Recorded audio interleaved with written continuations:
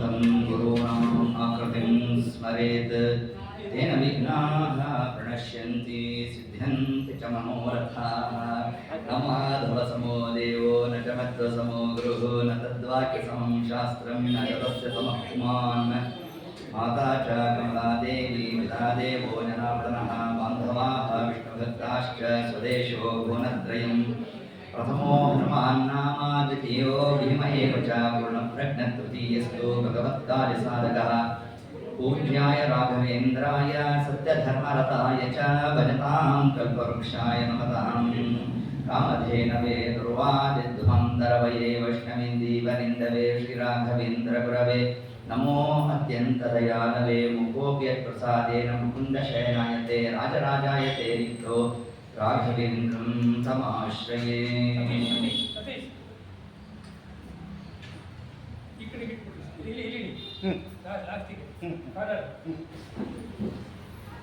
जन्माद्यस्य यतोऽन्वयादितरतः जग्धेष्वविघ्नः स्वराट् तेने ब्रह्महृदाय आदिकवये मुह्यन्ति यं सूरयः। तेजो वारिमृदां यथा विनिमयो यत्र त्रिसर्गो मृषा धाम्ना स्वेन सदा निरस्तकुहकं सत्यं परं धीमहि।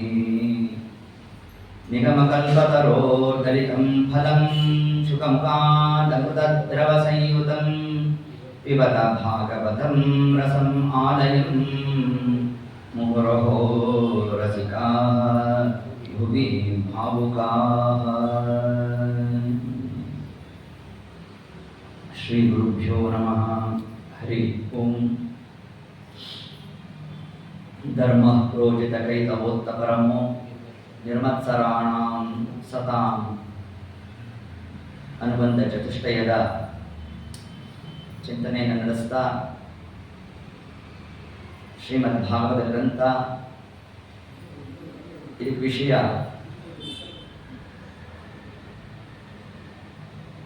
ಧರ್ಮ. ಯಾವುದು ಧರ್ಮ ಅಂತಂದರೆ ಧರ್ಮವನ್ನೇ ಪ್ರತಿಪಾದನೆ ಮಾಡಲಿಕ್ಕಾಗಿ ನಿಮ್ಮ ಗ್ರಂಥ ಹೊರಟಿದೆ ಅಂತಂದರೆ ಧರ್ಮಶಾಸ್ತ್ರ ಇದೆ. ಹಾಗಾದರೆ ಭಾಗವತ ಯಾವ ಧರ್ಮವನ್ನು ತಾನು ತಿಳಿಸ್ತಾರೆ? ಮನೋಧರ್ಮವನ್ನು ತಿಳಿಸುತ್ತೆ.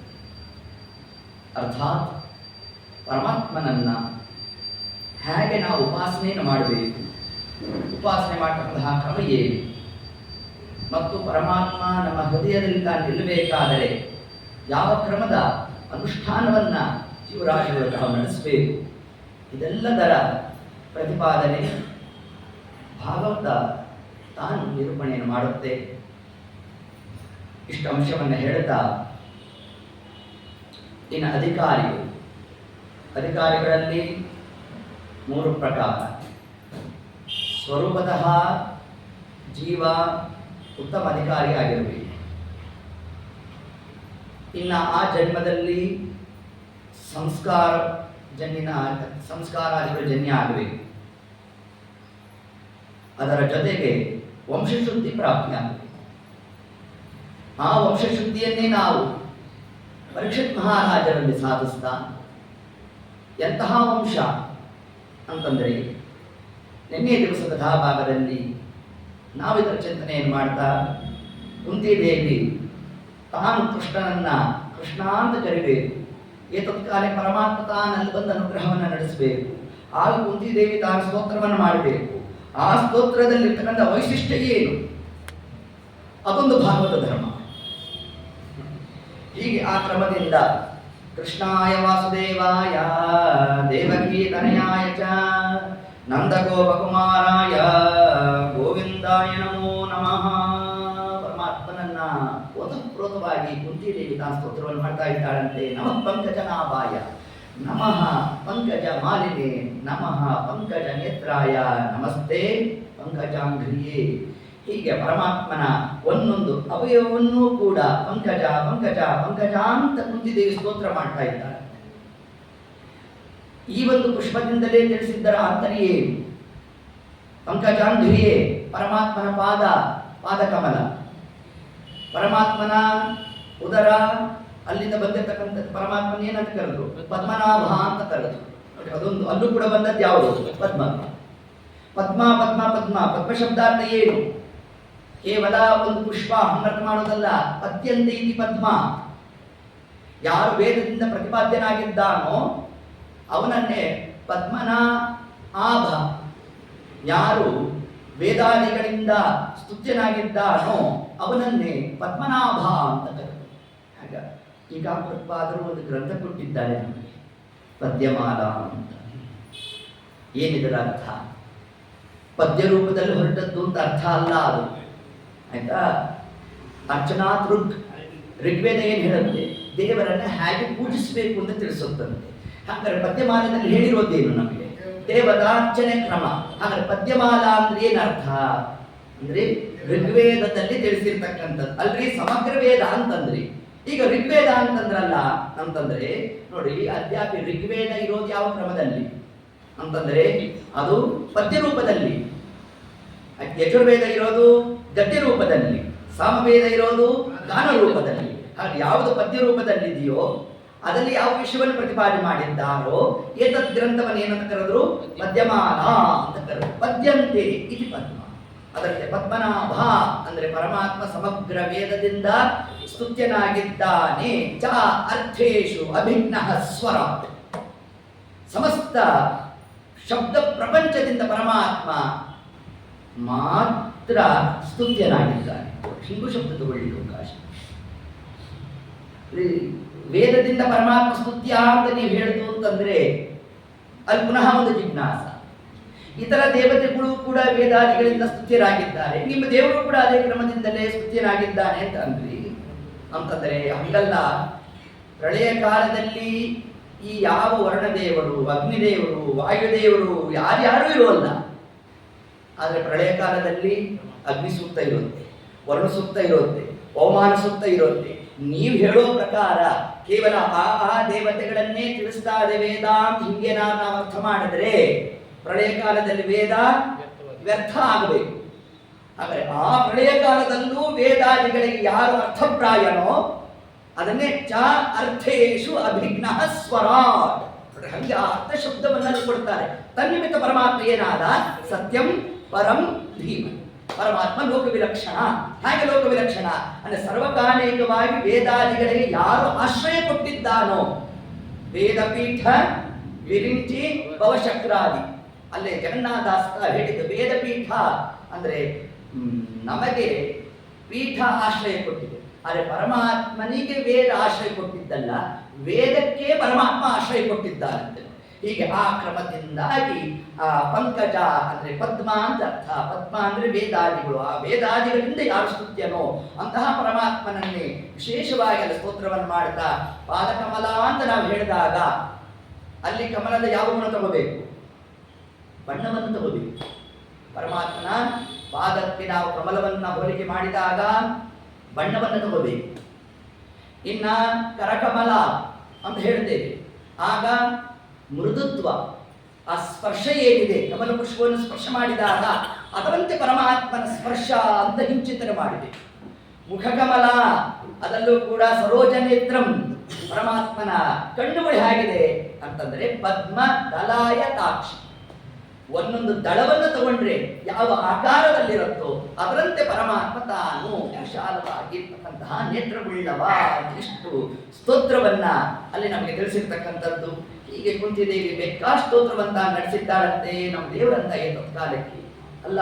ಇಷ್ಟು ಪ್ರೀತಿಯಿಂದ ಕರೆದಿಯಲ್ಲ, ಏನ್ ಬೇಕು ಅಂತ ಕುಂತಿದೇವಿ ಅಲ್ಲಂತ ಆ ಕಾಲಕ್ಕೆ. ಅಲ್ಲೋ ಕೃಷ್ಣ, ಎಷ್ಟೆಷ್ಟು ಅನುಗ್ರಹ ಮಾಡಿದ್ಯೋ ಸ್ವಾಮಿ ನಮಗೆ. ವಿಷಾನ್ ಮಹಾಗ್ನೇಹೇ ಪುರುಷಾತ್ ಅದಂಶನಾತ್ ಅಸತ್ಸಭಾಯ ವನವಾಸ ಕೃಚ್ಛತಃ ಮೃಧೆ ಮೃಧೆ ಅನೇಕ ಮಹಾರಥಸ್ತತ್ರೋ ದ್ರೋಣ್ಯಸ್ತ್ರ ಪಶ್ಚಾತ್ ಹರೇಭಿರಕ್ಷಿತಾಃ. ಆ ಕಾಲಕ್ಕೆ ಗೊತ್ತಿದ್ದೇವೆ ಅಂತಂತೆ. ನೋಡ್ರಿ, ಇದರಿಂದ ನಮ್ಗೇನು ತಿಳಿಸಿದ್ರು? ಪರಮಾತ್ಮನ ಬಳಿ ನಾವು ಹೋದಾಗ ಮೊದಲೇ ದೇವರು ಏನು ಅನುಗ್ರಹ ಮಾಡಿದ್ದಾನೆ ಅದನ್ನು ಹೇಳಬೇಕಂತಿಲ್ಲ. ನನ್ಗೆ ಏನು ಅನುಗ್ರಹ ಮಾಡಿದ್ದಾನ್ರಿ ಅದು ಹಿಂಗ್ಯಾರು ಪ್ರಶ್ನೆ ಮಾಡಿದ್ರೆ ಸಾಧನ ಶರೀರ ಕೊಟ್ಟಿದ್ದಾನಲ್ಲ, ಇದು ದೇವರ ಅನುಗ್ರಹ ಹೌದು. ಇದನ್ನು ನಾವು ಮೊಟ್ಟ ಮೊದಲನೇದಾಗಿ ಪರಮಾತ್ಮ ಏನು ಕೊಟ್ಟಿದ್ದಾನೆ ಅದನ್ನು ತಿಳಿಸ್ಬಿಡ್ಬೇಕಂತ. ಅದರಂತೆ ಕುಂತಿದೇವಿ ತಾನು ಪರಮಾತ್ಮನ ಬಳಿಯಲ್ಲಿ ತಿಳಿಸ್ತಾ ಇದ್ದಾಳೆ. ತತ್ಕಾಲಕ್ಕೆ ಕೃಷ್ಣ ಎಂತಹ ಕಾಲಕ್ಕೆ ಅನುಗ್ರಹ ಮಾಡಿಬಿಟ್ಟು ಅಸತ್ಸಭಾಯ ಯಾವುದು ದ್ರೌಪದಾದೇವಿ ಅವಳು ರಕ್ಷಣೆ ಮಾಡಿದ್ರು ಸ್ನಾನ ಆ ಕಾಲಕ್ಕೆ. ಅಷ್ಟು ಮಾತ್ರನಾ ವನವಾಸ ಪೃಚ್ಛಕ, ವನವಾಸದಲ್ಲಿ ಪಾಂಡವರಿಗೆ ವಿಪ್ರಶಾಪಗಳು, ಆ ಒಂದು ಪ್ರಸಂಗ ಬಂದ್ಬಿಡ್ತು. ದುರ್ಯೋಧನ ಕಳಿಂಗ ರಾಜನ ನೀತಿಯನ್ನು ಅನುಸರಿಸಿ ತಾನೇನು ಮಾಡದಂತೆ ಸೋತ್ತವನನ್ನು ಕರೆಸ್ಕೊಂಡ್ಬಿಟ್ಟ. ಯಾರು ದುರ್ವಾಸ ಬೇಕಾದ ಆತಿಥ್ಯವನ್ನು ನಡೆಸಿದ. 7 ದಿವಸಗಳ ಕಾಲ ಮಾಡುತ್ತಂತೆ. ಆಯ್ತು 7ನೇ ದಿವಸ ಹೊರಟಾಗ ದುರ್ಯೋಧನ ಅಂದ, ನಮ್ದು ಒಂದೇ ಒಂದು ವಿಜ್ಞಾಪನೆ ಅಂತ, ಬೇಕಾದ ಕೇಳು, ನನಗೇನೋ ಅನುಗ್ರಹ ಮಾಡಿಬಿಟ್ರಿ, ನಮ್ಮ ಅಣ್ಣ ತಮ್ಮಂದ್ರ ಎಲ್ಲೋ ಕಾಡಲ್ಲಿದ್ದಾರೆ, ಸ್ವಲ್ಪ ಅವ್ರಿಗೂ ಅನುಗ್ರಹ ಮಾಡಿ. ದೂರ್ವಾಸರಂದ್ರು ಪರವಾಗಿಲ್ಲ, ನಿಮಗೂ ಸ್ವಲ್ಪ ಒಳ್ಳೆ ಬುದ್ಧಿ ಇದೆ ಅಂತ ಅಂದ್ಕೊಂಡು ಸ್ವಾಮಿ ಅದ್ರ ಜೊತೆಗೆ ಇನ್ನೊಂದೇ ಒಂದು ಮಾತು ಅಂತ, ಮಧ್ಯಾಹ್ನ 3 ಗಂಟೆಗೆ ಹೋಗ್ತೀನಿ ಅಂತ. ಅದಕ್ಕೆ ಯಾಕೋ ಬೆಳಗಿನ ಜಾವನೇ ಹೊರಟ್ಬಿಡ್ತೀನಿ, ಆಹ್ನಿಕ ಅಲ್ಲೇ ಮಾಡ್ಕೊಂಡ್ಬಿಡ್ತೀನಿ. ಹಂಗೆಲ್ಲ ಮಾಡಿಬಿಡ್ರಿ, ಹಂಗೆ ಮಾಡಿದ ಕೆಲಸ ಬೇಡ. ಮಧ್ಯಾಹ್ನ 3 ಗಂಟೆಗೆ ಹೋಗ್ಬೇಕು. ಏನಾದ್ರ ಆಂತರ್ಯ ಎಲ್ಲ ತೀರ್ಥ ಪ್ರಸಾದ ಮುಗಿಬೇಕು. ಕೊನೆಯದಾಗಿ ದ್ರೌಪದಾದೇವಿ ಧರ್ಮರಾಜ ತೀರ್ಥ ಪ್ರಸಾದ ಮುಗಿಸ್ಬೇಕು. ಮುಗಿಸಿ ಆ ಕಾಲಕ್ಕೆ ಯಾವಾಗ ಅವರು ಮುಗಿಸಿ ಆಚಮನ ಮಾಡಿ ತೀರ್ಥಪ್ರಾಶನ ಮಾಡಿದ್ರೋ ಅಲ್ಲಿಂದ ಆಚೆಗೆ ಒಂದು ಅಗಳನ್ನ ಹುಟ್ಟೋಲ್ಲ. ಅಷ್ಟೊತ್ತಿಗೆ ದೂರ್ವಾಸರು ಬರಬೇಕು. ಇವರು ಅವರಿಗೆ ಅಧ್ಯಾಪಕ ಆ ಕಾಲಕ್ಕೆ ಆತಿಥ್ಯವನ್ನು ಮಾಡ್ಲಿಕ್ಕೆ ಆಗಬಾರದು ಹೇಳಿ ಕೇಳಿ ದೂರ್ವಾಸರು ಅವರು ಶಾಪವನ್ನು ಕೊಡಬೇಕು. ಪಾಂಡವರಿಗೆ ವಿಪ್ರಶಾಪ ಬರಬೇಕು. ನೋಡಿಷ್ಟು ವ್ಯವಸ್ಥೆ. ಅದರಂತೆ ಮಧ್ಯಾಹ್ನ ಎಲ್ಲ ಅತಿಥಿ ಪ್ರಸಾದ ಮುಗಿಸಿದ್ದಾರೆ. ದೂರ್ವಾಸರು ಬಂದೇ ಬಿಟ್ಟು ಧರ್ಮರಾಜ ಅಂದ್ರು. ನಮ್ಮ ದೂರ್ವಾಸರು ಅಂದಾಗ ಧರ್ಮರಾಜ ಹೆದರ್ಬಿಟ್ಟಂತೆ ಆ ಕಾಲಕ್ಕೆ. ಅಲ್ಲ ಇವ್ರಿಗೆ ಹೆಂಗ ಆತಿಥ್ಯ ನಡೆಸಬೇಕು, ಏನ್ ಕಥಾ ಗೊತ್ತಿದೆಯಲ್ಲ, ನಮ್ದೆಲ್ಲ ನಿಷ್ಠೆ. ಈಗಲೇ ಮೊದಲಿಗೆ ಅಡುಗೆ ಮಾಡಿ ಇಟ್ಬಿಡೋದು, ನಾವು ಬಂದ್ಮೇಲೆ ಒಲಿ ಹಚ್ಚೋದು, ಹಂಗಲ್ಲ ಆಗೋಲ್ಲ. ಹೋಗಿ ನಾವು ಅದ್ಯಾಕೆ ಸ್ನಾನ ಸಂಧ್ಯಾವನ್ನು ಮುಗಿಸ್ ಬರ್ತೇವೆ, ಮಧ್ಯಾಹ್ನ ಕಾಲ ಮುಗಿಸ್ ಬರ್ತೇವೆ, ತರುವಾಯ ಎಲ್ಲ ಆಗಲಿ ಅಂತ ಆಗ್ಲಿ ಸ್ವಾಮಿ ಅಂತ. ಅಷ್ಟೊತ್ತಿಗೆ ದ್ರೌಪದಾದೇವಿ ಕೃಷ್ಣ ಅಂತ ತಾನು ನಿಮ್ಮಂತ ಕರೆದಾಗ ಪರಮಾತ್ಮ ಬಂದೇ ಬಿಟ್ಟ. ನೆನೆಬವರನ್ನು ಅನುಸರಿಸಿ ತಿರುಗುವರು. ನಮ್ಮ ದೇವರು ಬಂದಂತೆ ಆ ಕಾಲಕ್ಕೆ. ಅಲ್ಲ ಏನು ಅಷ್ಟು ಪ್ರೀತಿಯಿಂದ ಕರೆದೆ, ಏನು ಪಂಚಪಕ್ಷ ಪರಮಾನ ಮಾಡಿದ್ದೇನು ಅಂತ ನಮ್ಮ ಸ್ವಾಮಿ ಆ ಕಾಲ. ಆಗ ದ್ರೌಪದಾದೇವಿ ಅನ್ನಂತೆ ಕೃಷ್ಣ ನೀನು ಪರೀಕ್ಷೆ ಮಾಡ್ತೇನು ಅಂದ್ಲಂತ ಆ ಕಾಲ. ಹೇಳ್ತಾ ಹೆಂಗೆ ಏನಿಲ್ಲ, ಹೋಗಿ ಅಕ್ಷಯ ಪಾತ್ರ ತಗೊಂಬ ಅಂತ ನಮ್ಮ ಸ್ವಾಮಿ. ಕೃಷ್ಣ ತೊಳೆದು ಕೊಟ್ಟಿದ್ದೇನು ಅಂತ ತಗೊಂಬ ಅಂತ ನಮ್ಮ ಸ್ವಾಮಿ. 2 ಅಂಗಳ ಅನ್ನ ಇತ್ತಂತಿಲ್ಲ. ಇದೇನು ಗುಣ ಅಂತ ಹೇಳಬೇಕು. ಇದೇ ಕೆಲಸ ನಮ್ಮ ಮನೇಲಿ ಆದ್ರೆ ಮಡಿ ಸ್ನಾನ ಮಾಡ್ಕೊಂಡು ಬಂದು ಎಲ್ಲ ವಸ್ತ್ರಗಿಸ್ತ್ರ ಅಲ್ಲಿ ಇಟ್ಕೊಂಡಿರೋ ಕಾಲಕ್ಕೆ 2 ಅಂಗಳನ್ನ ಉಳಿಸಿದ್ರೆ ಅದ್ ಕಥೆ ಏನಾಗ್ತದೆ? ಹೌದೋ ಇದು. ಹಾಗಾದ್ರೆ ಇದು ನೀವೇನ್ರಿ ಗುಣ ಅಂತ ಇದನ್ನು ಉಪನ್ಯಾಸ ಮಾಡ್ತೀವಿ ಅಂತಂದ್ರೆ ಅದೇ ತಿಳಿಸೋದು. 2 ಅಂಗಳ ಅನ್ನ ಅಂದ್ರೆ ಏನದು? ಭೌತಿಕ ಪದಾರ್ಥ ಅಂತ ಹಂಗರ್ಥ ಮಾಡಬೇಡ್ರಿ ಅಂತಂದ್ರೆ ಅದನ್ನ ಅನ್ನ ಶಬ್ದವತ್ತು ಜ್ಞಾನ, ಜ್ಞಾನ ಅಂತ ಅರ್ಥ ಮಾಡಬೇಕು. ಜ್ಞಾನಕ್ಕೆ ಇನ್ನೊಂದು ಮುಖ ಯಾವುದು? ಭಕ್ತಿ. ಹಾಗಾದ್ರೆ ಅಲ್ಲ ಅನ್ನ ಅಂದ್ರೆ ಜ್ಞಾನ ಅಂತ ಹೆಂಗೆ ಅರ್ಥ ಮಾಡ್ತೀರಿ ಅಂತಂದ್ರೆ ಪುರಂದರದಾಸರು ಒಂದ್ ಕಡೆ ಮಾತನ್ನು ಹೇಳ್ತಾರೆ. ವೇದದಲ್ಲಿ ಶಾಸ್ತ್ರದಲ್ಲಿ ತಿಳಿಸಿರೋದೇ ಅನ್ನ ಅಂತಂದ್ರೆ ಜ್ಞಾನ ಅಂತ ಅರ್ಥ. ಅಂದ್ರೆ ನಾವು ತಿನ್ನುವ ಅನ್ನವನ್ನ ಸಂಸ್ಕೃತದಲ್ಲಿ ಏನಂತಾರೆ? ಓದನ ಅಂತಂತಾರೆ. ಆಯ್ತಾ? ಹೀಗೆ ಆ ಕ್ರಮದಿಂದ ಪುರಂದರದಾಸರು ಇದನ್ನು ತಾವು ನಿರೋಚನೆ ಮಾಡ್ತಾರೆ. ಅನ್ನದಾನವ ಮಾಡುವರಾಗಿ ಅನ್ನ ಛತ್ರವ ನಿಟ್ಟವರಾಗಿ. ಯಾಕೆ ಬೇಕಪ್ಪ? ಯಾವ್ದಾದ್ರು ಒಂದು ಹೇಳಿದ್ರೆ ಸಾಕಿತ್ತೋ ಇಲ್ವೋ? ಅನ್ನದಾನವ ಮಾಡುವರಾಗಿ ಸಾಕಿತ್ತು, ಇಲ್ಲ ಅನ್ನ ಛತ್ರವ ನಿಟ್ಟವರಾಗಿ ಸಾಕಿತ್ತು. ಯಾಕೆ 2 ಆವರ್ತಿ ಅಂದ್ರು ಅಂದ್ರೆ ಮೊದಲನೇ ಅನ್ನದಾನ, ಅಲ್ಲಿ ಅನ್ನ ಶಬ್ದ ಏನಿದೆ ಅದು ಕನ್ನಡದ ಅನ್ನ ಅಲ್ಲ, ಸಂಸ್ಕೃತದ ಅನ್ನ. ಅಂದ್ರೆ ಏನು? ಜ್ಞಾನ ದಾನವ ಮಾಡುವರಾಗಿ ಅನ್ನ ಛತ್ರವ ನಿಟ್ಟವರಾಗಿ. ಹೌದಾ? ಹಾಗಾದ್ರೆ ಅಲ್ಲಿ ದ್ರೌಪದಾದೇವಿ ಇದ್ದಂತಹ 2 ಅಗಳು ಅನ್ನ ಅಂದ್ರೆ ಯಾವುದದು ಅಂತಂದ್ರೆ ಮಾಹಾತ್ಮ್ಯ ಜ್ಞಾನಪೂರ್ವಸ್ತು. ನೋಡಿ, ಒಂದಾಗಿ ಜ್ಞಾನ, ಆ ಜ್ಞಾನದ್ದೇ ಇನ್ನೊಂದು ಮುಖ ಯಾವುದು? ಭಕ್ತಿ. ಅವೆರಡು ದ್ರೌಪದಾದೇವಿಯಲ್ಲಿ ಹೇಗಿತ್ತು ಅಕ್ಷಯವಾಗಿ ಇದ್ದದ್ದು. ಅದನ್ನ ಪರಮಾತ್ಮ ತಾನು ಸ್ವೀಕಾರ ಮಾಡದ. ಸ್ವೀಕಾರ ಮಾಡಿದ ಏನು ಮಾಡಿದಂತೆ, ಅಂತ ಕೂತ್ಕಾರ ಮಾಡಿದ ಹೇಗದಂತೆ. ಅದಕ್ಕೆ ಪತ್ರಂ ಪುಷ್ಪಂ ಫಲಂ ತೋಯಂ ಯೋಮೇ ಭಕ್ತ್ಯಾ ಪ್ರಯಚ್ಛತಿ. ಪರಮಾತ್ಮ ಇದನ್ನೇ ಅಂತ. ನೀವು ಅಗಳು ಅಂತ ಹೇಳಿದ್ರೆ ಅಗಳು ಹೃದಯ ಇರ್ತಾವೋ ಇಲ್ಲ ಆತ ಸೃಷ್ಟಿ ಮಾಡಿದ್ದ ಅವಾಗ ತಕ್ಷಣ ಅದನ್ನ ನಾವು ಹೆಂಗೂ ತಗೊಳ್ಳಿಕ್ಕೆ ಅವಕಾಶ ಇದೆ. ಪರಮಾತ್ಮ ಆ ಕಾಲಕ್ಕೆ ಅದನ್ನ ಒಂದು ಭೌತಿಕ ಪದಾರ್ಥದಂತೆ ಅದ ಭೌತಿಕ ಪದಾರ್ಥದಂತೆ ಪರಮಾತ್ಮ ಅದನ್ನ ಇಟ್ಟ. ಜ್ಞಾನ ಭಕ್ತಿಯಿಂದನೇ ದ್ರೌಪದಿ ಕರೆದಿದ್ದು. ಹೌದು. ಜ್ಞಾನ ಭಕ್ತಿ ಎರಡು ತೋರಿಸೋದಕ್ಕಾಗಿ ಅದನ್ನ ಒಂದು ಪ್ರತೀಕ, ಒಂದು ಪ್ರತೀಕ ಬೇಕು ನಮಗೆ. ಅವಾಗ ಸೃಷ್ಟಿ ಮಾಡಿದ್ದ. ಹೌದೌದು. ಆ ಕಾಲಕ್ಕೆ ಪರಮಾತ್ಮ ಅದನ್ನ ಭೌತಿಕವಾಗಿ ಒಂದು ಪದಾರ್ಥ ತೋರಿಸ್ಬೇಕಲ್ಲ ನಮ್ಮ ಸ್ವಾಮಿ.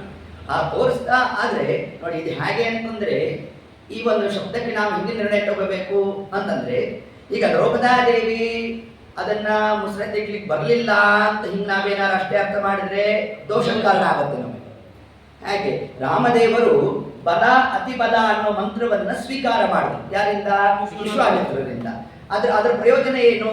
ನೀರಡಿಕೆ, ಹಸಿವು ಮತ್ತು ಆಯಾಸ ಯಾವುದು ಆಗೋಲ್ಲ.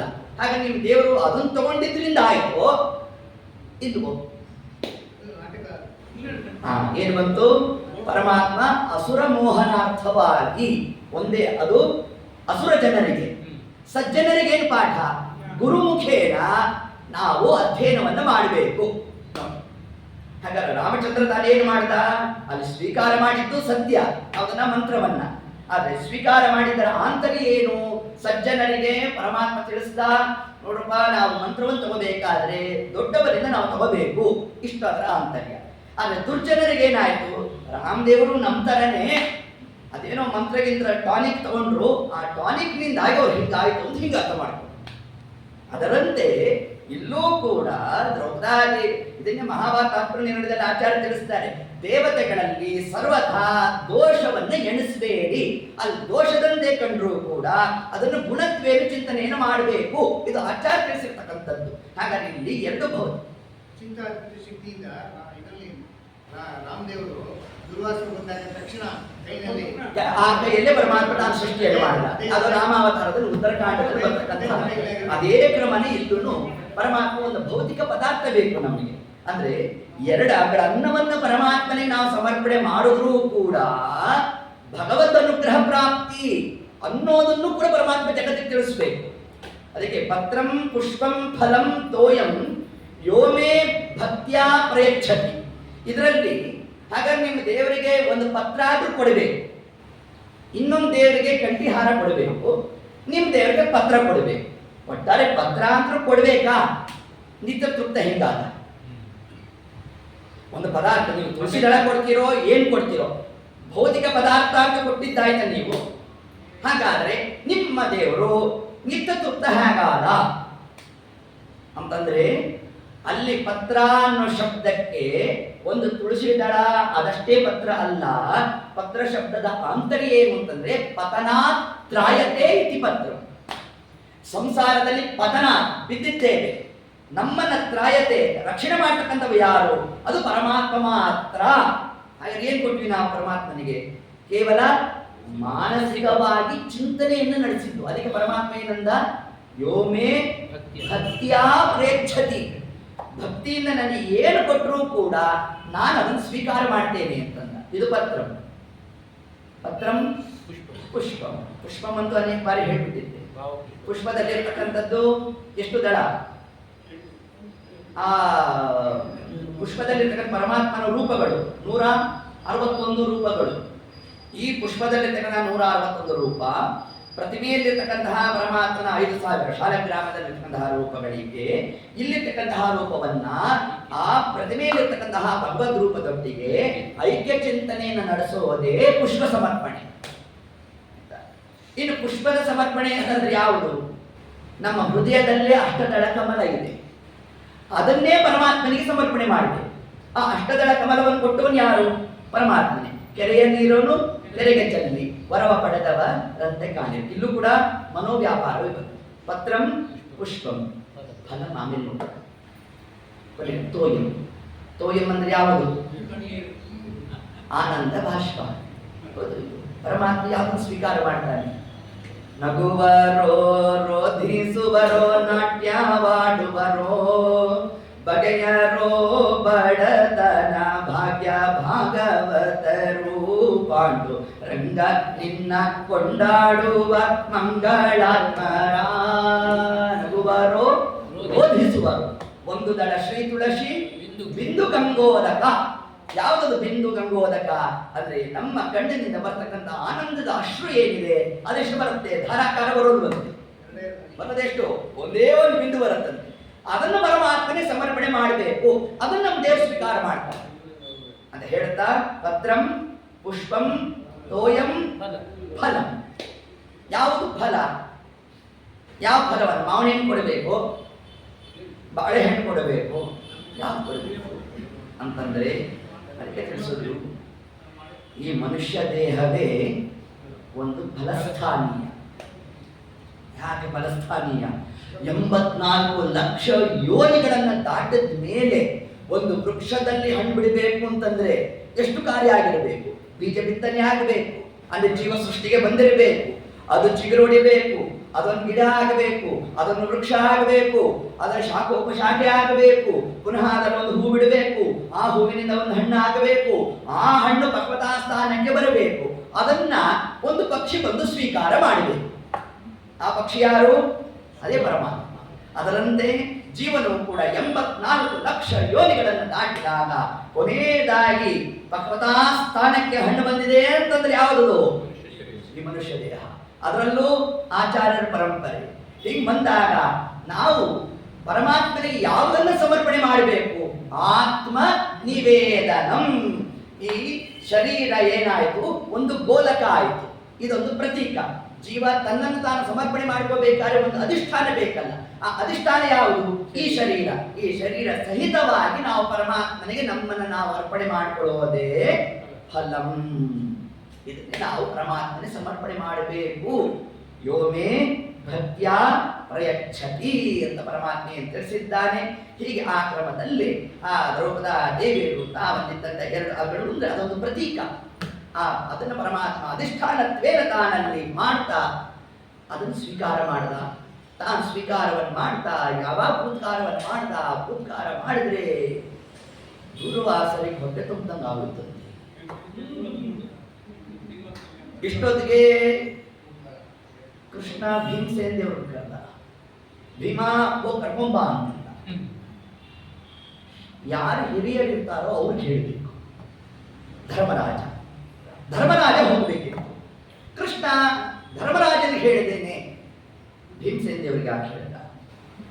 ಅಕಸ್ಮಾತ್ ಧರ್ಮರಾಜನಿಗೆ ಹೇಳಿದ್ರೆ ಭಗವದ್ಗೀತೆ ಪಾರ್ಟ್ 2 ಬರಬೇಕಾಗಿತ್ತು. ಆಗ ಧರ್ಮರಾಜ ಅನ್ನೊಂದು ಕೃಷ್ಣ ಏನು ತಯಾರಾಗಿಲ್ಲ, ಇನ್ನು ದೂರ್ವಾಸರು ಬೇರೆ ಬರೋದು, ಏನು ಮಾಡೋದು ಕೃಷ್ಣ ಅಂದ್ರೆ ಆ ಕೃಷ್ಣ ಎಲ್ಲ ಹೇಳಬೇಕಾಯ್ತು. ಆತ್ಮತ್ವ ಸರ್ವಭೂತಾನ, ನಾನು ಬಿಂಬನಾದ ಪರಮಾತ್ಮ ತೃಪ್ತನಾದರೆ ಪ್ರತಿಬಿಂಬರಾದ ಜೀವರನ್ನು ತೃಪ್ತರಾಗ್ತಾರೆ ಅಂತ ಇಷ್ಟು ದೊಡ್ಡ ಕಥೆ ಹೇಳಬೇಕಾಗಿತ್ತಂತೆ. ಈ ಜ್ಞಾನ ಸರ್ವಕಾಲಿಕವಾಗಿ ಏಕಪ್ರಕಾರವಾಗಿರ್ತಕ್ಕಂಥದ್ದು ಯಾರಲ್ಲಿ? ಭೀಮಸೇನ ದೇವರಲ್ಲಿ. ಅದೇ ಪರಮಾತ್ಮ ಏನ್ ಮಾಡ್ದ? ಭೀಮಾಂತ ಆ ಕಾಲಕ್ಕೆ ಭೀಮಸೇನ ದೇವರು ಬಂದ್ರು. ಹೋಗಿ ಕರ್ಕೊಂಬ ಅಂತ ನಮ್ಮ ಸ್ವಾಮಿ. ಎರಡನೇ ಮಾತಾಡಲಿ ಬಂದು ನೋಡ್ರಿ. ಆ ಕಾಲಕ್ಕೆ ಧಡ ಧಡ ಧಡ ಧಡ ಅಂತ ನದಿ ತೀರಕ್ಕೆ ಹೋಗ್ತಾ ಇದ್ರೆ ಇಷ್ಟು ಕಾಲ ಹೊರಟು ಹೋಗಿತ್ತು ಅವರಿಗೆ. ಈ ಭೀಮವೇರು ಬರ್ತಾ ಇದ್ದಾನೆ. ಇದು ಯಾಕೆ ಹೀಗಾಯ್ತು ಒಂದು ಕಣ್ಣು ಮುಚ್ಚಿಬಿಟ್ರಂತೆ ಯಾರು? ನಮ್ಮ ದೂರ್ವಾಸರು. ಆ ಕಾಲಕ್ಕೆ ದ್ರೌಪದಾದೇವಿ ಕೃಷ್ಣಾನ ಕರೆದಿರೋದು, ನಮ್ಮ ದೇವರು ಬಂದಿರೋದು, ಪರಮಾತ್ಮ ತಾನಲ್ಲಿ ಸ್ವೀಕಾರ ಮಾಡಿರೋದು, ಪರಮಾತ್ಮ ತಾನಲ್ಲಿ ಪೂತ್ಕಾರವನ್ನು ಮಾಡಿರೋದು, ಅದರಿಂದಾಗಿ ತಮಗೆ ಹೊಟ್ಟೆ ತುಂಬಿರೋದು. ಆ ಕಾಲಕ್ಕೆ ಯಾವ ದೂರ್ವಾಸರು ಶಾಪವನ್ನು ಕೊಡಬೇಕೋ ಅಂತವರು ಮಂದಹಾಸವನ್ನು ಬೀರಿದ್ರಂತೆ ನೋಡಿ. ಆ ಕಾಲಕ್ಕೆ ಏನು ಪರಮಾತ್ಮನ ಅನುಗ್ರಹಕ್ಕೆ ಪಾತ್ರರು ಪಾಂಡವರು ಅಂತ ಇಷ್ಟು ಚಿಂತನೆಯನ್ನ ತಾವೆಲ್ಲ ನಡೆಸ್ತಾ, ಯಾವ ದೂರ್ವಾಸರು ಅಂದ್ರೆ ಜಗತ್ತಿನಲ್ಲಿ ಸ್ವಲ್ಪ ಕೋಪಿಷ್ಟ್ರಿದ್ರೇನೆ ಇರೋಂತೆ ನೋಡ್ರಿ. ಹೌದಾ? ಅವ್ರು ಯಾರು ನಕ್ಕೊಂಡು ಮಾತಾಡ್ತಾ ಇದ್ರೆ ಏನಪ್ಪಾ ಇವ್ರು ಇಷ್ಟೊಂದು ಇವತ್ತು ನಗ್ತಾ ಇದ್ದಾರೆ, ಮಳೆಗಿಳೆ ಬರುತ್ತಾ ಅಂತ ಹಿಂಗಂತೇವಂತೆ. ಸ್ವಲ್ಪ ಕೋಪ ಮಾಡ್ಕೊಂಡಿರೋರು ನಕ್ಕದ್ರೇನೆ ದೊಡ್ಡ ವಿಷಯ. ಇನ್ನು ದೂರ್ವಾಸರೇ ನಾವು ಮಂದಹಾಸ ಬೀರಿದ್ದಾರೆ ಅಂದ್ರೆ ಅವರ ಮುಖದಲ್ಲಿ ಮಂದಹಾಸವನ್ನು ಬೀರಿಸಿದವನು ಯಾರು? ಪರಮಾತ್ಮ. ಅದನ್ನು ಕುಂತಿದ್ದೇವೆ ಹೇಳ್ತಾ ಇದ್ದಾಳೆ, ವನವಾಸ ಕೃಚ್ಛತಃ ಕೃಷ್ಣ ಕಾಲದಲ್ಲಿ ಕಾಪಾಡಿದವರು ನಮ್ಮನ್ನ. ಇಷ್ಟು ಅಂಶವನ್ನು ತಾನಲ್ಲಿ ಹೇಳ್ತಾ ಆ ಕಾಲಕ್ಕೆ ಒಂದು ಮಾತು ನನ್ನಂತೆ ನಮ್ಮ ಕುಂತಿದೇವಿ ಕೃಷ್ಣ ಅನೇಕ ಬಾರಿ ಕೃಷ್ಣ ಕೃಷ್ಣ ಕೃಷ್ಣ ಅಂತ ಕರೆದು ಬಿಟ್ಟಿದ್ದೇನೆ ನಾನು. ನೀನು ಬಂದಿದ್ಯಲ್ಲೋ, ಆ ಕಾಲಕ್ಕೆ ಬೇಕಾದ ಅನುಗ್ರಹ ಮಾಡಿದ್ದಿ ಸ್ವಾಮಿ. ನೀನು ಒಂದು ದುಃಖ ಏನು ಬಂದೇನು, ಅಷ್ಟು ಭಾರಿ ನಾನು ನನ್ನ ಕರೆದ್ನಲ್ಲ, ಒಂದಾವರ್ತಿಯು ಜ್ಞಾನ ಭಕ್ತಿ ವೈರಾಗ್ಯ ಕೊಡುವಂತ ಕೇಳಲೇ ಇಲ್ವಲ್ಲೋ ಕೃಷ್ಣ. ಏನೋ ನನ್ನ ಮಕ್ಕಳಿಗೆ ತೊಂದರೆ ಆಗಿದೆ, ಏನೋ ನನ್ನ ರಾಜ್ಯ ಇದಾಗಿದೆ, ನನ್ನ ಮೊಮ್ಮಕ್ಕಳಿಗೆ ಏನೋ ತೊಂದರೆ ಆಗಿದೆ, ಇಷ್ಟೇ ಕಥೆ ಆಗೋಯ್ತಲ್ಲೋ ಕೃಷ್ಣ. ಹಿಂಗ್ಯಾಕೆ ಆಯ್ತು ಗೊತ್ತಾ ಅಂದು, ಹಿಂಗ್ಯಾಕೆ ಆಗಿದೆ ಅಂತ ಕೇಳಲಿಲ್ಲ. ಎಂತಹ ಜಿಜ್ಞಾಸು ನೋಡಿ ಕುಂತಿದೆ ಕೃಷ್ಣ. ನಾನೇ ಹೇಳ್ತೇನೆ ನೋಡು, ಒಂದು ಅನುಗ್ರಹ ಮಾಡ್ಬಿಟ್ಟು ನನಗೆ, ಚಿಂದಿ ಚಿಂದಿ ಮಮ ಸ್ನೇಹ ಪಾಶ. ಇಷ್ಟೆಲ್ಲ ಯಾಕೆ ಆಗ್ತದೆ ಗೊತ್ತೇನು, ನಾನು, ನನ್ನ ಮನೆ, ನನ್ನ ಮಕ್ಕಳು, ನನ್ನ ರಾಜ್ಯ, ಈ ಒಂದು ಅಭಿಮಾನ ಇದೆಯಲ್ಲೋ, ಇದನ್ನು ಮೊದಲು ತೆಗೆದುಕೊಂಡು ಸ್ವಾಮಿ. ಇದನ್ನೇ ಪಂಚಮಸ್ಕಂದದಲ್ಲೂ ತಿಳಿಸ್ತಾರೆ. ಎಷ್ಟು ಪರಮಾತ್ಮ ಅಭಿಮಾನವನ್ನು ಕೊಟ್ಟಿರ್ತಾನೆ ಅಂತಂದ್ರೆ, ಮೂರು ದೇಹವನ್ನು ಬಿಟ್ಟರೂ ಕೂಡ ನಾನು, ನನ್ನ ಮನೆ, ನನ್ನ ಮಕ್ಕಳು ಅನ್ನೋ ಆ ಒಂದು ವ್ಯಾಮೋಹ ಮಾತ್ರ ಬಿಟ್ಟು ಹೋಗಲ್ವಂತೆ. ಈ ಶರೀರವನ್ನು ಜೀವದಾನ ಬಿಟ್ಟಾಗ ಪಾಂಚಭೌತಿಕ ಶರೀರವನ್ನು ಬಿಡಬೇಕು, ಉಂಗುಡ ದೇಹ ಬರಬೇಕು, ಇದಾದ್ಮೇಲೆ ಪಿಂಡದ ದೇಹ ಬರಬೇಕು, ಇದಾದ್ಮೇಲೆ ಯಾತನಾ ಶರೀರ ಬರಬೇಕು. ಆ ಯಾತನಾ ಶರೀರದಲ್ಲಿ ಯಮಮಾರ್ಗದಲ್ಲಿ ಹೋಗ್ತಾ ಇರಬೇಕು. ಹೋಗೋ ಕಾಲಕ್ಕೆ ಕ್ರಂದಂತಿ ಜೀವ ಅಳತನಂತೆ. ಆ ಕಾಲಕ್ಕೆ ಏನಂತ ಅಳತನಂತೆ, ಹಾ ಭ್ರಾತ ಹಾ ಪುತ್ರ ಪ್ರಳಪಂತಿ ಪುನಃ ಪುನಃ. ಮಕ್ಕಳನ್ನೆಲ್ಲ ನೆನೆಸ್ಕೊಂಡು ಅಳತನಂತೆ ಜೀವ ಆ ಕಾಲಕ್ಕೆ. ಅದಕ್ಕೆ ದಾಸರಾಯರಂದ್ರು, ಆರು ಸಂಕಟ ಬಾಬೋರಿಲ್ಲ, ನಾರಾಯಣನ ನಾಮ ನೆರೆಬಾಹೋದಲ್ಲದೆ. ಆರು ಸಂಕಟ ಬಾಬೋರಿಲ್ಲ. ಯಾಕೆ ಹೇಳ್ತೀಯೋ, ಯಾರು ಬರ್ತಾರೋ ಅವ್ರನ್ನ ಬಿಟ್ಟೆ, ಯಾರು ಬರೋಲ್ವೋ ಅವ್ರ ಬಗ್ಗೆ ಯೋಚನೆ ಮಾಡ್ತಿದ್ದೆವು. ಏನು ಹೇಳಬೇಕು ನಿಮ್ಗೆ, ಇಷ್ಟು ಅಂಶವನ್ನು ತಿಳಿಸುತ್ತೆ ಶಾಸ್ತ್ರ ನಮಗೆ ಒಂದು. ಆದ್ದರಿಂದ ಆಗ ಕುಂತಿದೇವಿ ಹೇಳಿದಂತೆ, ಕೃಷ್ಣ ನೋಡು, ಈ ಒಂದು ವ್ಯಾಮೋಹ ಇದನ್ನೆಲ್ಲ ಮೊದಲಿನ ತೆಗೆದುಬಿಟ್ಟು. ಗೋಪಾಲದಾಸರು ಒಂದ್ ಕಡೆ ಅಂತಾರೆ, ನಿನ್ನ ಬಂಧಕ ಶಕ್ತಿಗೆ ನಮೋ ನಮೋ ಅಂದ್ಬಿಟ್ರು. ಅದು ಎನ್ನ ಭಿನ್ನಪ ಕೇಳು, ಅದರಿಂದ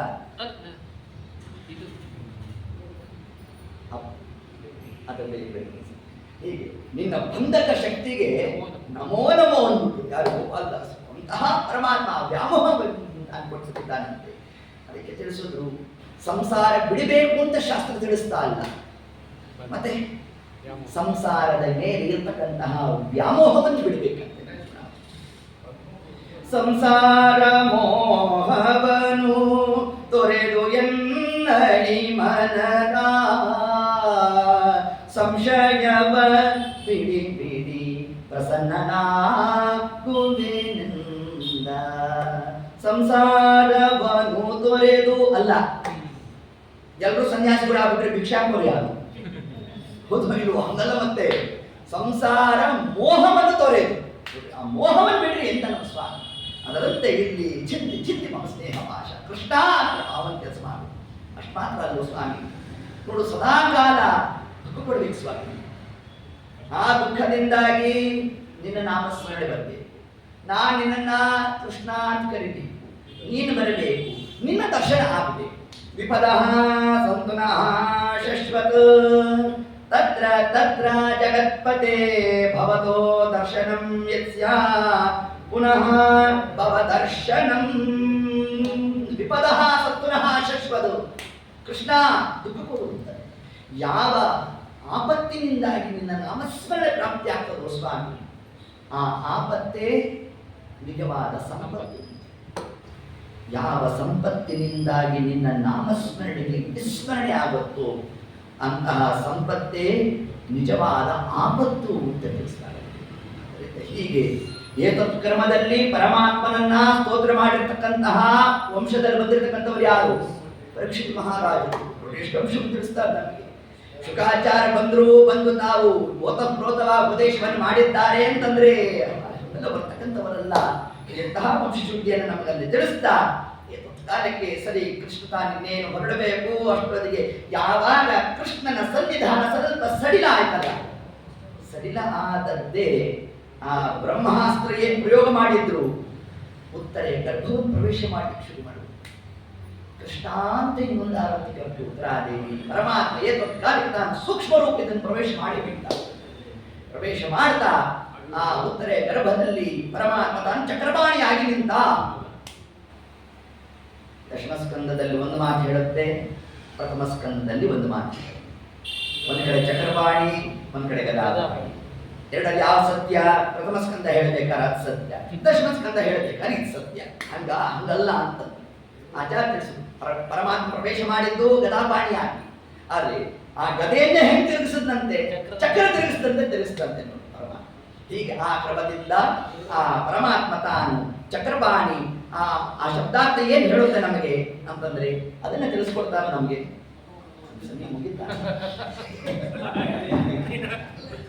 ಸಮಯನು ಚಕ್ರದಿಂದ ತಿರುಗ್ತಾದೆ ಅಂತ ಇವಾಗ ಗೊತ್ತಾಯ್ತು.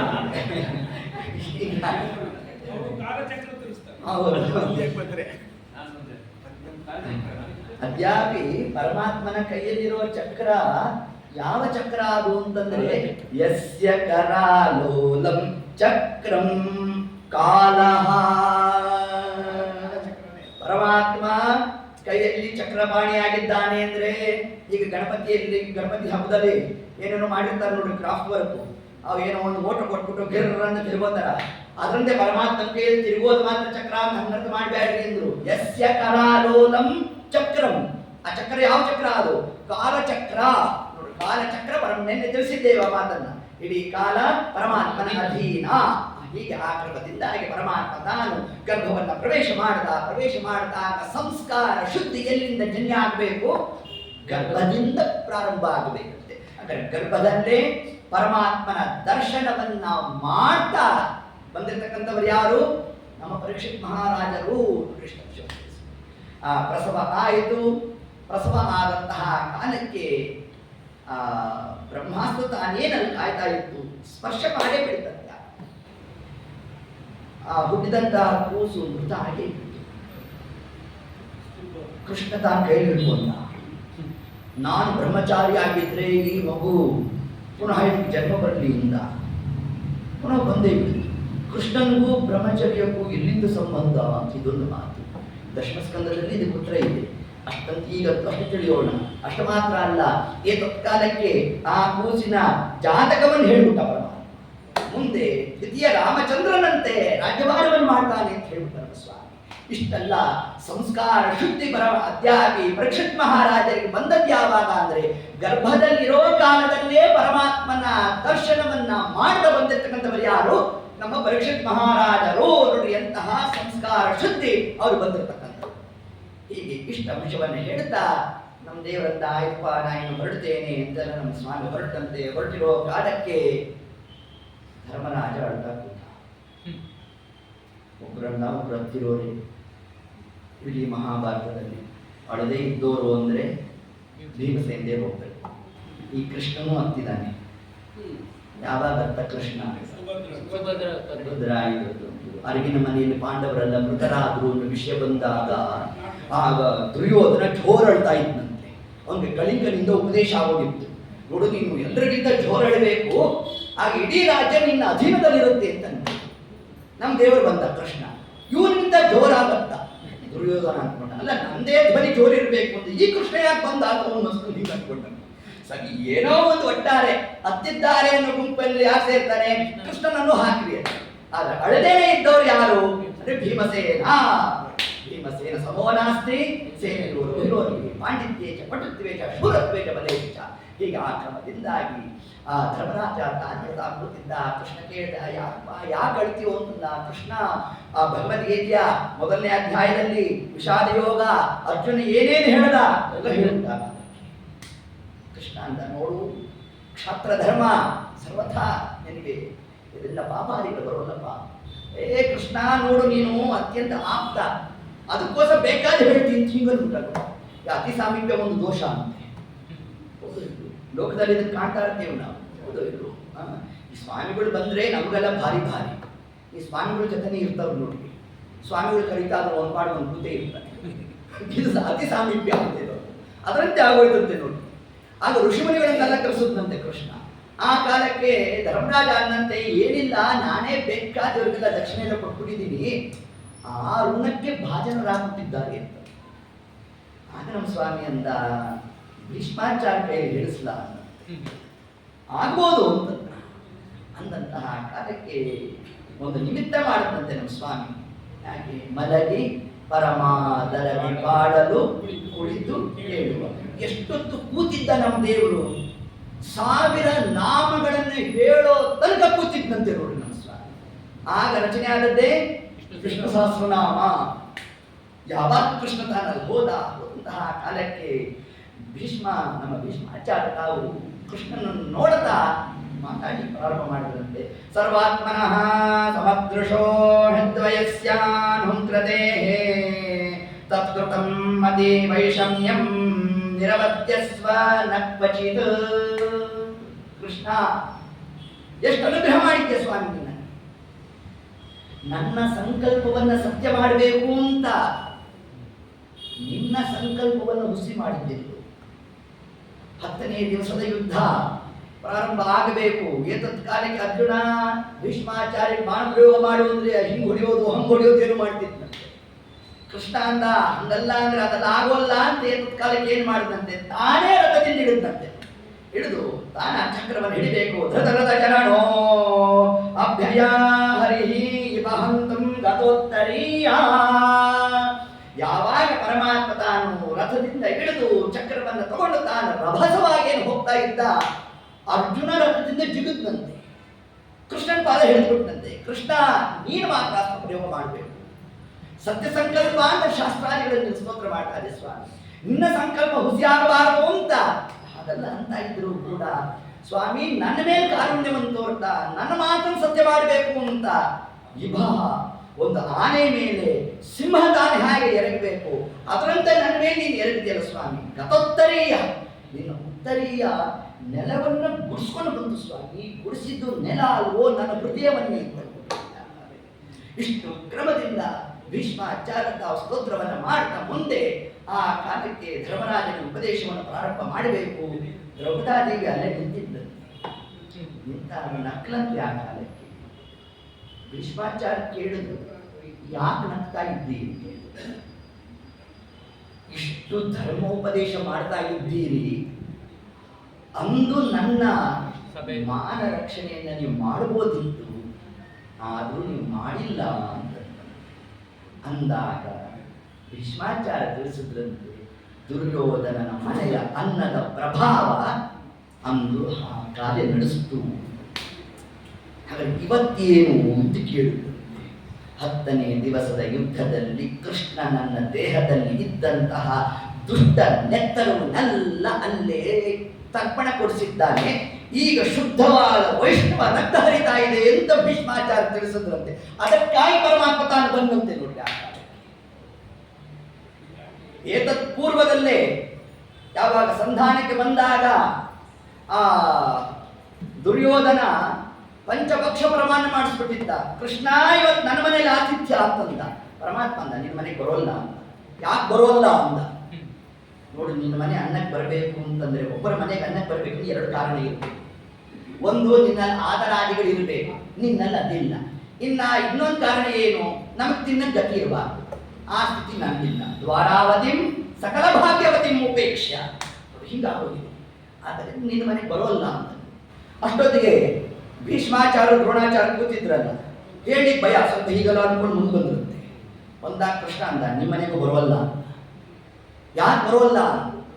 ಆ ಭಾಗವತೋತ್ತಮರಿಗೆ ಅಪಮಾನ ಆಗೋ ಕಾಲಕ್ಕೆ ಇವರು ಸುಮ್ಮನಿದ್ರು, ಅದಕ್ಕೆ ನಿಮ್ಮನೆ ಅನ್ನಕ್ಕೆ ಬರೋಲ್ಲ ಅಂತ ಸ್ವಾಮಿ. ಇದರಿಂದ ನಮಗೆ ಯಾವ ಭಾಗದ ಧರ್ಮ ತಿಳಿಸ್ತಾ ಇದ್ದಾರೆ? ಸೋತ್ತಮರನ್ನ ನಿಂದನೆ ಮಾಡ್ತಕ್ಕಂತಹ ಕಾರ್ಯ ನಮ್ಮಿಂದ ಆಗಬಾರದು.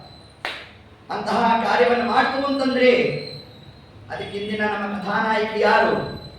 ಪಾರ್ವತಿ ದೇವಿ. ಪಾರ್ವತಿ ದೇವಿ ಹಿಂದೆ ತಾವು ಯಾರಾಗಿದ್ರು? ಸತಿದೇವಿ ಆಗಿದ್ರು. ಸತಿದೇವಿ ತಾವು ದಕ್ಷ ಪ್ರಜಾಪತಿಯ ಆ ಯಜ್ಞಶಾಲೆಗೆ ಪ್ರವೇಶ ಮಾಡಬೇಕು. ಇನ್ನೇ ರುದ್ರದೇವರಿಗೆ ಹವಿಸ್ಸನ್ನು ಕೊಡಬೇಕು. ಹವಿಸ್ಸನ್ನು ಪಡೆದ ಮುಂದಕ್ಕೆ ಹೋದ್ರಂತೆ. ಹೋದಾಗ ಆಗ ಪಾರ್ವತಿ ದೇವಿ ಸತಿದೇವಿ ತಾನು ವಿಷಯ ತಗೊಂಡು, ನೋಡು, ಸೋತ್ತಮರನ್ನ ನಿಂದನೆಯನ್ನ ಮಾಡಿತ್ತು ಅಂತಂದ್ರೆ, ಅಪಮಾನ ಮಾಡಿತು ಅಂತಂದ್ರೆ ಶಾಸ್ತ್ರ 2 ಮಾತನ್ನು ಹೇಳುತ್ತೆ. ಒಂದಾಗಿ ಸೋತ್ತಮರನ್ನ ನಿಂದನೆ ಮಾಡತಕ್ಕಂಥವರ ನಾಲಿಗೆಯನ್ನು ಕತ್ತರಿಸಬೇಕು ಅಂತ ಶಾಸ್ತ್ರ ಹೇಳುತ್ತೆ. ಆ ಕೆಲಸ ನಾನು ಮಾಡೋಲ್ಲ, ನನಗೆ ಜನ್ಮ ಕೊಟ್ಟಿದ್ದೀನಿ, ಇನ್ನು ಸಭಾತ್ಯಾಗ ಮಾಡಬೇಕು. ಪುನಃ ನಾನು ಕೈಲಾಸಕ್ಕೆ ಹೋದ್ರೆ ಬೇಡ ಅಂತ ಏನು ರುದ್ರದೇವರು ಹೇಳೋಲ್ಲ, ದಾಕ್ಷಾಯಣಿ ಅಂತ ಕರೆದು ಬಿಡ್ತಾರೆ. ತಕ್ಷಣ ಶಬ್ದವೂ ಕೂಡ ನಾನು ಕೇಳಿಕ್ಕೆ ಇಚ್ಛೆ ಪಡೋಲ್ಲ ಅಂತಹ ಪಾತಿವೃತ್ಯವನ್ನ ಸತೀದೇವಿ ತಾನಲ್ಲಿ ತೋರಿಸ್ತಾ ಯೋಗಾಜ್ಞೆಯನ್ನು ಸೃಷ್ಟಿ ಮಾಡಿಬಿಟ್ಟಂತೆ. ಆ ಕಾಲಕ್ಕೆ ಮಾಡ್ತಾ ತನ್ನ ದೇಹವನ್ನೇ ಎಲ್ಲಿ ಪತಿನಿಂದನೇ ಆಯಿತು ಅಂತಹ ಮಾತನ್ನ ಕೇಳಿ ದೇಹವನ್ನು ನಾವು ಧರಿಸೋಲ್ಲ ಅನ್ನತ್ತೆ ನೋಡಿ. ಅಷ್ಟು ವಿಶಿಷ್ಟವಾದಂತಹ ಸೇವಾ ಅಂತಹ ಪಾರ್ವತಿ ದೇವಿಯರ ಈ ಒಂದು ಆರಾಧನಾ ಒಂದು ಪರ್ವಕಾಲದಲ್ಲಿ ನಾವು ನೀವು ಚಿಂತನೆಯನ್ನು ಮಾಡತಕ್ಕಂತಹ ಒಂದು ಸೌಭಾಗ್ಯ ಏನು ಪ್ರಾಪ್ತಿಯಾಗಿದೆ. ಅದರಂತೆ ಇನ್ನು ಮುಂದೆ ಆ ಪರೀಕ್ಷಿತ್ ಮಹಾರಾಜರು ತಾವು ವಿಶಿಷ್ಟವಾಗಿ ಆ ಒಂದು ಸೇವಾ ಕ್ರಮವನ್ನು ಮಾಡಿರಬೇಕು. ಪಾಂಡವರೆಲ್ಲ ತಮ್ಮ ಅವತಾರವನ್ನು ಪರಿಸಮಾಪ್ತಿ ಮಾಡಿದ್ದಾರೆ, ಮೂಲ ರೂಪವನ್ನು ಸೇರಿದ್ದಾರಂತೆ. ಹೀಗೆ ಸೇರಿರೋ ಕಾಲಕ್ಕೆ ಇವರಿಗೆ ಪಟ್ಟಾಭಿಷೇಕ ಆಗಬೇಕು, ದ್ವಿತೀಯ ರಾಮದೇವರ ರಾಜ್ಯಭಾರವನ್ನು ಮಾಡ್ತಾ ಇರೋಣ, ಏತತ್ ಕಾಲಕ್ಕೆ ಕಲಿ ಪ್ರವೇಶ ಮಾಡಿದ್ದಾನೇನೋ ಆ ಒಂದು ಮಾತನ್ನು ಕೇಳ್ತಾ ತಾವೆಲ್ಲ ಕಡೆಯಲ್ಲಿ ಪರ್ಯಟನೆ ಮಾಡಿ ಬಂದಿದ್ದಾರಂತೆ. 5 ಎಲ್ಲಿ ನೋಡಿದ್ರು ಕೂಡ ಕಾಣಿಸಲಿಲ್ಲ. ಆದರೆ ಒಬ್ಬ ವಿಚಿತ್ರವಾದ ಒಂದು ದೃಶ್ಯವನ್ನು ಕಂಡಿದ್ದಾರಂತೆ. ಒಬ್ಬ ಮನುಷ್ಯ ತಾನು ವೃಷಭದ ಒಂದು ಪಾದಕ್ಕೆ ತಾನು ತಾಡನವನ್ನು ಮಾಡ್ತಾ ಇದ್ದ. ವೃಷಭ ಅಂದ್ರೆ ಧರ್ಮ, ಕಲಿಯುಗದ ಧರ್ಮ ಒಂದೇ ಪಾದ. ಆ ಪಾದಕ್ಕೆ ಹೆಸರೇನು? ಸತ್ಯ ಅಂತ. ಆ ಸತ್ಯವನ್ನೂ ನಾಶ ಮಾಡಲಿಕ್ಕಾಗಿ ಬಂದವನೇ ಕಲಿಪುರುಷ. ಹಿಂಗೆ ಆದ್ದರಿಂದ ಆ ಕಾಲಕ್ಕೆ ಅವನ ನಿಗ್ರಹ ಮಾಡಬೇಕು ಅಂತ ತಾವು ಬಾಣವನ್ನು ಬಿಡೋಣ. ಅವನು ಆ ಕಾಲಕ್ಕೆ ಪದಾಕ್ರಾಂತನಾದ ಕ್ಷಾತ್ರ ಧರ್ಮ, ಹಂಗರ ಹೊಡಿಲಿಕ್ಕೆ ಅವಕಾಶ ಇಲ್ಲ. ಏತತ್ ಕಾಲಕ್ಕೆ ನೀನು ಇಲ್ಲಿಂದ ಹೊರಡಬೇಕು ಅಂತಂದ್ರೆ ಇಲ್ಲ ಇಲ್ಲ ನನಗೊಂದು ಜಾಗ ಕೊಡ್ರಿ ಅಂತ. ಹಂಗ ಎಲ್ಲಿ ದ್ಯೂತವನ್ನು ಆಡ್ತಾರೋ ಅಲ್ಲಿ ಹೋಗು, ದ್ಯೂತ ಆಡೋರು ಇರಲಿ. ಸರಿ, ಎಲ್ಲಿ ಈ ಹಿಂಸೆಗಳು ನಡೆಯುತ್ತೋ, ಈ ಕಟುಕರ ಪ್ರಾಣಿ ಹಿಂಸೆ ನಡೆಯುತ್ತೋ ಅಂತ ಕಡೆಯಲ್ಲಿ ಅಂತಂದ್ಬಿಟ್ಟಂತೆ. ಪ್ರಾಣಿ ಹಿಂಸೆ ಮಾಡೋರು ಇರ್ಲಿಲ್ವಂತೆ ನೋಡಿ. ಆಗ ರಾಜ್ಯಭಾರವನ್ನು ನಡೆಸಿದ್ದ ಯಾರು? ಪರೀಕ್ಷಿತ್ ಮಹಾರಾಜರು. ಸರಿ, ಇದಾಗಲಿಲ್ಲ. ದುಷ್ಟ ಸ್ತ್ರೀಯರು ಎಲ್ಲಿರ್ತಾರೋ ಅಲ್ಲಿ ಅಂತಂದ್ರು. ದುಷ್ಟ ಸ್ತ್ರೀ ವೇಶ್ಯಾಸ್ತ್ರೀಯರು ಇರಲಿಲ್ಲ ಆ ಕಾಲಕ್ಕೆ. ಕೊನೆಯದಾಗಿ ಮತ್ತೆಲ್ಲಿ ಅಂತಂದ್ರೆ ಸುರಾಪಾನ ಮದ್ಯಪಾನಾದಿಗಳೆಲ್ಲಿ ನಡೆಯುತ್ತೋ ಅಲ್ಲಿ ಎಂದು ಅದೂ ಇರಲಿಲ್ಲ. ಕೊನೆಯದಾಗಿ ಕಲಿ ಬಂದ ಅನ್ನಂತೆ ಹಿಂಗೆಲ್ಲ ಪ್ರಯೋಜನ ಇಲ್ಲ, ಸಜ್ಜನರು ಅಪೇಕ್ಷೆ ಪಡಬೇಕು ಅಂತ ಯಾವ್ದಾದ್ರು ಒಂದು ಜಾಗ ಕೊಡ್ರಿ. ಅದೇ ಬಂಗಾರ. ಈಗ ಬಂಗಾರವನ್ನು ಧಾರಣೆ ಮಾಡಬೇಕಾ ಬೇಡವಾ ಅಂತ ಇನ್ನೊಂದು ಪ್ರಶ್ನೆ. ಬೆಲೆ ಜಾಸ್ತಿ ಬೇರೆ ಹೌದಾ? ಆದ್ರೆ ಶಾಸ್ತ್ರ ಏನು ಹೇಳುತ್ತೆ ಅಂತಂದ್ರೆ ಕಿಂಚಿತ್ ಹಿರಣ್ಯ, ಸ್ವಲ್ಪ ಬಂಗಾರವನ್ನು ಧಾರಣೆ ಮಾಡೇ ನಾವು ಹೊಸಮಣೆ ಮೇಲೆ ಕೂಡಬೇಕಂತೆ. ಇದೊಂದು ನಿಯಮ. ಹಾಗಾದ್ರೆ ಇಲ್ಲಿ ಕಲಿ ಸನ್ನಿಧಾನ ಅಂತೀರ, ಇಲ್ಲಿ ನಿಯಮ ಅಂತೀರ, ಯಾವುದನ್ನು ತಗೋಬೇಕು ನಾವು ಅಂದ್ರೆ ಅದಕ್ಕೆ ಆಚಾರದ್ದು ಮತ್ತೇನಲ್ಲಪ್ಪ. ಪಕ್ಕದ ಮನೆಯವರು ಲಾಂಗ್ ಚೈನ್ ತಗೊಂಡಿದ್ದಾರೆ ಅಂತ ನೀನು ಅಸೂಯೆ ಪಟ್ಕೊಂಡು ಸಾಲ ಮಾಡಿ ತಗೊಂಡ್ರೆ ಕಲಿ ಬಂದು ಕೂತ್ಕೊಂತಾರೆ. ದೇವರು ಸಾಮರ್ಥ್ಯ ಕೊಟ್ಟಿದ್ರೆ ಧಾರಣೆ ಮಾಡ್ರಿ ಅದನ್ನ, ಅದು ಬಾಧಕಾಲ. ಧಾರಣೆ ಮಾಡೋ ಕಾಲಕ್ಕೆ ಪರಮಾತ್ಮನಿಗೆ ಸಮರ್ಪಣೆ ಮಾಡಿ ಹರಿನಿರ್ಮಾಲ್ಯ ಅಂತ ಅದನ್ನು ಧಾರಣೆ ಮಾಡಿದ್ರೆ, ಹರಿನಿರ್ಮಾಲ್ಯದಲ್ಲಿ ಯಾರ ಸನ್ನಿಧಾನ? ಲಕ್ಷ್ಮೀ ದೇವಿಯ ಸನ್ನಿಧಾನ. ಅಲ್ಲಿ ಅಲಕ್ಷ್ಮಿ ಇರೋಲ್ಲ.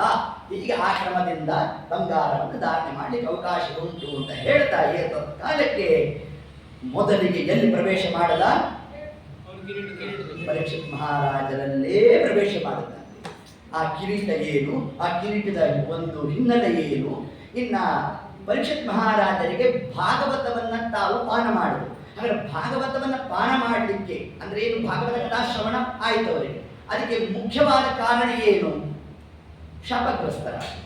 ಯಾಕೆ ಶಾಪವನ್ನು ತಗೊಂಡ್ರು ಅಂತಂದ್ರೆ ಆ ಶ್ರಮಿಕರಿಗೆ ತಾವು ಸತ್ತಂತಹ ಹಾವನ್ನು ಹಾಕ್ಬಿಟ್ಟಂತೆ. ಅವರು ಅಸಂಪ್ರಜ್ಞದ ಸ್ಥಿತಿಯಲ್ಲಿದ್ದರು. ಅವರನ್ನು ಪರೀಕ್ಷೆ ಮಾಡಬೇಕು ಅನ್ನೋ ಬುದ್ಧಿ ಬಂತಂತೆ ನೋಡಿ. ಇದೇ ಕಲಿ ವ್ಯಾಪಾರ. ದೊಡ್ಡವರನ್ನ ಪರೀಕ್ಷೆ ಮಾಡಬೇಕು ಅಂತ ತಲೆ ಬಂತು ಅಂತಂದ್ರೆ ಕಲಿ ವ್ಯಾಪಾರ ಅಂತ ಅರ್ಥ ಮಾಡ್ಕೊಳ್ಬೇಕು. ಇಷ್ಟು ಬಂತು ನಮಗೆ ಶಾಸ್ತ್ರ ತಿಳಿಸೋದೆ.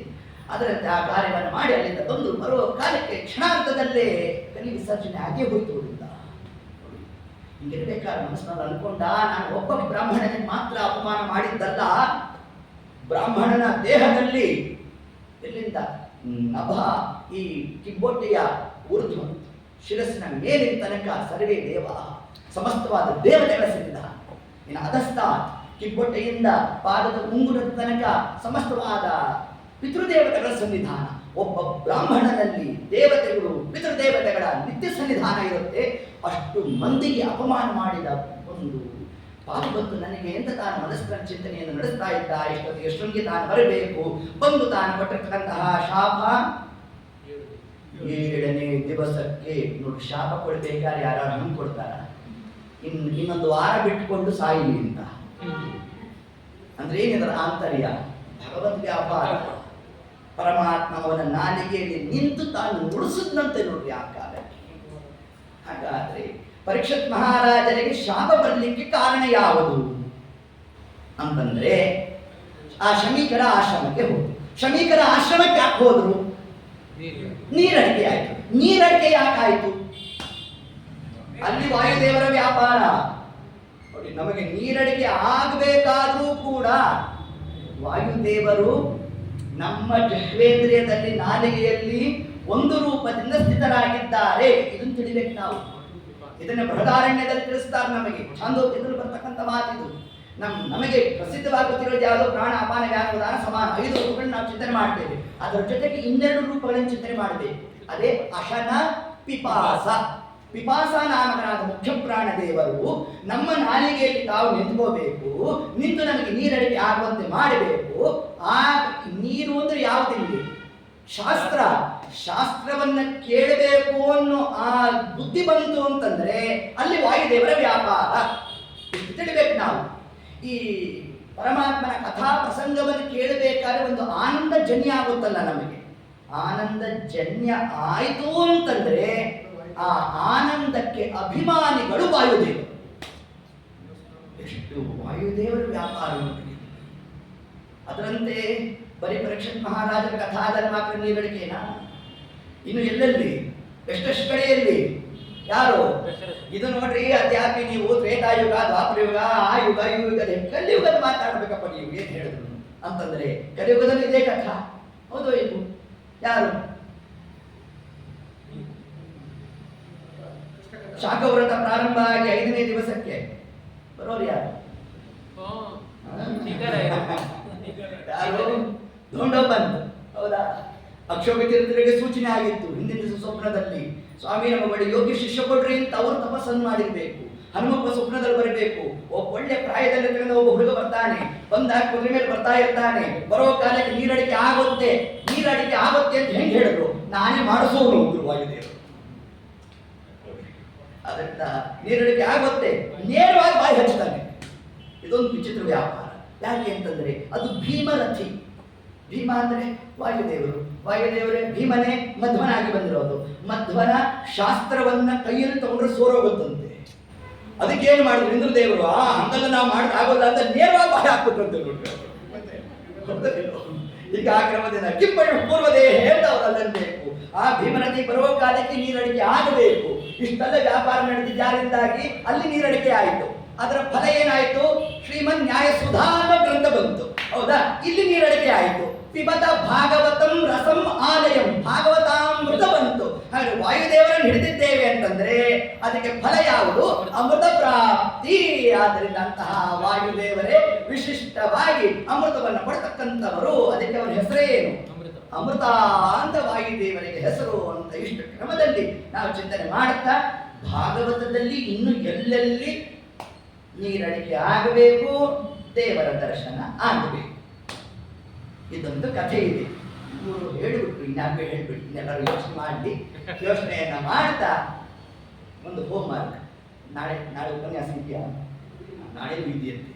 ಹಾಗಾಗಿ ನಾಳೆ ದಿವಸ ಈ ವಿಷಯವನ್ನು ನಾವು ಚಿಂತನೆಯನ್ನು ನಡೆಸೋಣ ಅಂತ ಹೇಳಿ ಇವತ್ತಿನ ಉಪನ್ಯಾಸ ಮಾಲಿಕೆಯನ್ನು ಬೇಗ ಮುಗಿಸಿ ಅಂತ ಹೇಳಿದ್ರು. ಅದಕ್ಕೆ ಬೇಗವಾಗಿ ಮುಗಿಸ್ತಾ ಇದ್ದೇವೆ ಅಂತ ಹೇಳಿ ಈ ಕ್ರಮದಿಂದ ಅಂತಹ ಪರೀಕ್ಷಿತ್ ಮಹಾರಾಜರು ಮುಂದೆ ತಾವು ಹೇಗೆ ಅದ್ಯಾಪಿ ಪ್ರಾಯೋಪ್ರವೇಶಕ್ಕಾಗಿ ತಾವು ಕೂತ್ಕೋಬೇಕು. ಕೂತಂತಹ ಕಾಲಕ್ಕೆ ಯಾರ್ಯಾರು ಬಂದಿದ್ರು?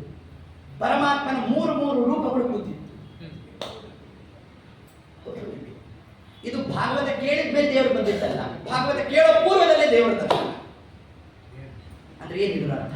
ಎಷ್ಟೆಷ್ಟು ಭಾಗವತ ಧರ್ಮ ತಿಳಿಸ್ತಾ ಇದೆ ನಮಗೆ. ಹಾಗಾದ್ರೆ ಭಾಗವತ ನಾವು ಕೇಳೋದರ ಪ್ರಯೋಜನ ಏನು? ಪರೀಕ್ಷಿತ್ ಮಹಾರಾಜರು ಯಾಕೆ ಕೇಳಿದ್ರು? ಬಾಹ್ಯದಲ್ಲೇ ಭಗವತ್ ದರ್ಶನ ಆಯಿತು ಅಂತಂದ್ರೆ ಅಷ್ಟ ಅಷ್ಟೇ ಸಾಕ ಅಂತಲ್ಲ. ಹಾಗಾದ್ರೆ ಭಾಗವತವನ್ನು ನಾವು ಹಿಡಿದ್ರೆ ಅದಕ್ಕೆ ಬರ್ತಕ್ಕಂತಹ ಫಲ ಯಾವುದು ಅಂದ್ರೆ ನಮ್ಮ ಒಳಗೆ ಇರ್ತಕ್ಕಂತಹ ಭಗವದ್ ದರ್ಶನ ಮಾಡಿಸ್ಲಿಕ್ಕೆ ಹೊರಟಿರ್ತಕ್ಕಂತಹ ಗ್ರಂಥ ಯಾವುದು? ಶ್ರೀಮದ್ ಭಾಗವತ ವಿದ್ಯತೆ ಹೃದಯ ಗ್ರಂಥಿ ಅಂತ ಏನು ನಮಗೆ ಶಾಸ್ತ್ರಕಾರ ತಿಳಿಸಿದ್ದಾರೆ. ಆದ್ದರಿಂದ ಬಾಹ್ಯದಲ್ಲಿ ಭಗವದ್ ರೂಪಗಳನ್ನು ನೋಡಿದ ಮಾತ್ರಕ್ಕೆ ಮೋಕ್ಷ ಇಲ್ಲ. ಹಂಗೆ ಮೋಕ್ಷ ಕೊಡಬೇಕು ಅಂದ್ರೆ ಮೊದಲೇ ರಾವಣನ ಕೊಡಬೇಕು. ರಾಮ ಪುರಸ್ತಾತ್ ಪರದೋ ವಿರಾಮೋ ರಾಮ ಪರಂ ದಿಕ್ಷು ವಿದಿಕ್ಷು ರಾಮ ರಾಮೇ ಅನಂತೆ ಇತಿ ವಿಶ್ವರೂಪು. ವಿಶ್ವರೂಪು ಅಂತ ಅಂದ್ಬಿಟ್ಟ ಯಾರು? ರಾವಣ. ಮೋಕ್ಷ ಆಯ್ತಾ? ಇಲ್ಲ, ಅರ್ಥ ಅಲ್ಲ. ಆದ್ದರಿಂದ ನಮ್ಮೊಳಗೆ ಇರ್ತಕ್ಕಂತಹ ಪರಮಾತ್ಮನ ದರ್ಶನ ಮಾಡಬೇಕು. ಮುಂದೆ ನಮ್ಮ ಪರೀಕ್ಷಿತ್ ಮಹಾರಾಜರು ಸಭೆಯನ್ನು ಉದ್ದೇಶಿಸಿ ತಾವೇನು ಮುಂದೆ ಪ್ರಶ್ನೆ ನೀಡುತ್ತಾರೆ, ಆ ಪ್ರಶ್ನೆಗೆ ಮುಂದೆ ಉತ್ತರವನ್ನು ಕೊಡ್ಲಿಕ್ಕಾಗಿ ಬಂದಿರತಕ್ಕಂಥವ್ರು ಯಾರು? ನಮ್ಮ ಶುಕಾಚಾರ್ಯ. ಹೇಳು ರುದ್ರದೇವರ, ಯಾಕೆ ಇವತ್ತು ಪಾರ್ವತಿ ದೇವರದ್ದು ದಿನ ಅಲ್ವಾ?